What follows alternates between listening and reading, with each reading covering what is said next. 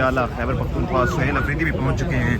یہ مناظر ہیں تازہ ترین. سہیل افریدی بھی اب سپریم کورٹ پہنچ گئے ہیں. سہیل صاحب، خان صاحب کو پھر ایک دفعہ رات کے اندھیرے میں لے کے آیا گیا اور آپ لوگوں کو اعتماد میں نہیں لیا گیا، کیا کہیں گے؟ بسم اللہ الرحمن الرحیم. جس طرح کہ ہم بار بار کہہ رہے ہیں کہ عمران خان صاحب کا علاج ان کی ذاتی ڈاکٹرز کی نگرانی میں، ان کی فیملی کی موجودگی میں اور الشفا انٹرنیشنل میں ہو. بار بار ہم یہ ایک ہی بات کر رہے ہیں، لیکن مسلسل یہ جعلی حکومت کی ہٹ درمی ہمیں سمجھ نہیں آ رہی کہ وہ کیوں اس بات کو نہیں مان رہے اور وہ کیا چھپا رہے ہیں کہ ان کو نہ ان کی فیملی سے ملنے دیا جا رہا ہے، نہ ہی ذاتی ڈاکٹر سے ملنے دیا جا رہا ہے.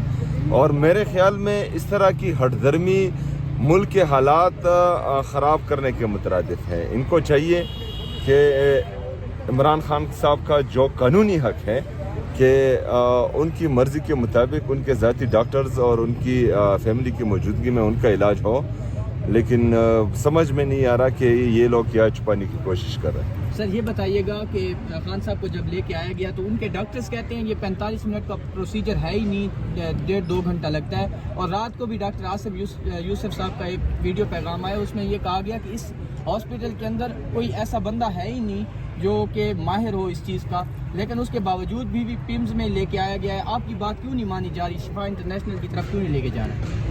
دیکھیں جی، یہی تو ہم کہہ رہے ہیں اور یہی تو ہمیں سمجھ نہیں آ رہی کہ ہماری بات کیوں نہیں مانی جا رہی. حالانکہ ہم نے بار بار یہ کہا ہے کہ ہم عمران خان صاحب کی صحت پر سیاست نہیں کرنا چاہ رہے ہیں، اور نہ ہی عمران خان صاحب نے ابھی تک اپنی صحت کی شکایت کی ہے، نہ ان کی فیملی نے کبھی ان کے صحت کا بہانہ بنا کر ان کو اسپتال شفٹ کرنے کی کوشش کی ہے. اگر فرض کرے ابھی یہ دوسری دفعہ ہے اور حکومت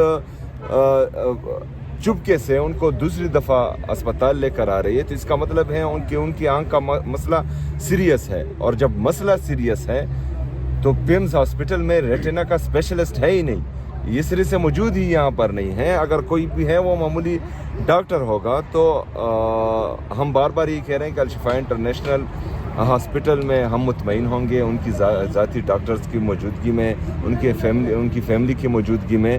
لیکن بہرحال وہ یہ نہیں کر رہے، تو یہی پوری قوم میں شدید تشویش بھی پائی جا رہی ہے اور غصہ بھی پایا جا رہا ہے. اپنے پریشر کے باوجود اگر انہوں نے نہیں کیا تو اس کے بعد آپ کو لگ رہا ہے کہ کوئی پریشر بلٹ ہو جائے گا ان کے اوپر؟ دیکھیں، پریشر تو ان پر ہیں. عمران خان صاحب تو کوئی معمولی بندہ نہیں ہے، وہ ملک کا سابقہ وزیر اعظم ہے اور اس ملک کا جو ہے سب سے بڑا سیاسی لیڈر ہے.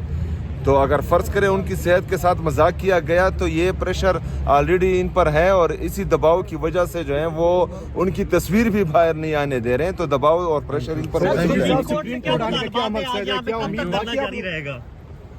دیکھو، امید تو ہمیں عدالتوں سے ہی رکھنا ہے، کیونکہ جس طرح کا رویہ ان کا ہے اور جس طرح ہٹ درمی یہ کر رہے ہیں اور مسلسل پاکستان تحریک انصاف کو دیوار سے لگانے کی کوشش کر رہے ہیں اور ہمیں بریتھنگ سپیس نہیں دے رہے ہیں، تو ان کا علاج جو ہے پھر احتجاج ہی ہے، جس کی تیاری بھی جاری ہے. لیکن بہرحال عدالتوں سے ہمیں امید ہے اور کوشش کر رہے ہیں کہ عدالتیں جو صرف فیصلے ہی سنا رہی ہیں وہ انصاف بھی کریں. جواب دیتے ہیں نہ وہ ہماری بات سنتے ہیں جب ہم سپریم کورٹ کے باہر جا کے بیٹھتے ہیں.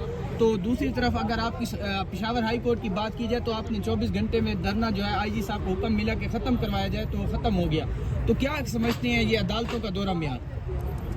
دیکھیں، ہم تو یہی کہہ رہے ہیں عدالتوں سے کہ آپ فیصلے نہ کریں، صرف انصاف کریں اور پاکستان تحریک انصاف کو جو ہے دوسرے درجے کا شہری نہ سمجھیں. پاکستان تحریک انصاف کے جتنے بھی کارکن ہیں وہ اس پاکستان کے رہنے والے ہیں، اس پاکستان کے شہری ہیں، اور ان کے ٹیکس کے پیسے سے ہی آپ کو تنخواہیں ملتی ہیں.